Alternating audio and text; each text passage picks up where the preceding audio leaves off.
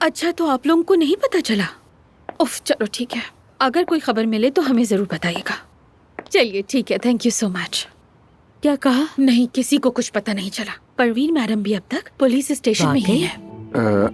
لگتا ہے افسون سے بھی رابطہ نہیں ہو پا رہا، کیونکہ ابھی تک پولیس اس لڑکی کو ڈھونڈ ہی نہیں پائی۔ کہتے ہیں وہ شہر سے باہر بھی ہو سکتی ہے۔ مجھے یقین ہے وہ عامر کے پیچھے گئی ہے۔ ہمیں عامر کو ڈھونڈ کے اس لڑکی سے بچانا ہوگا۔ نہیں یار، اس کے کمپیوٹر پر بھی کچھ نہیں ہے۔ یہ فائل دیکھو ذرا کہ تم نے اس کو چیک کیا ہے؟ حورین، کیا تم وہاں کی لسٹ بنا رہی ہو جہاں عامر گیا ہے؟ میں تو دوسرے صفحے پر پہنچ گئی ہوں اور جو کچھ بھی یاد آ رہا ہے اسے لکھ رہی ہوں، لیکن میں سوچ رہی ہوں کہ یہ سب میں ہی کیوں لکھ رہی ہوں۔ آپ کو مجھ سے یہ کام کروانے کا مقصد سمجھ نہیں آیا مجھے۔ اس لیے کیونکہ تم دوسرے صفحے تک پہنچ گئی ہو۔ حورین، عامر کب، کہاں، کس کے ساتھ ہے، تم سے بہتر اور کون ٹریک کر سکتا ہے؟ ٹھیک ہے نا، مجھے مزید تنگ مت کرو۔ سبا تم پلیز ذرا پرسکون ہو جاؤ۔ ہمیں کیا پتا تھا کہ فلیز عامر کے پیچھے ہے؟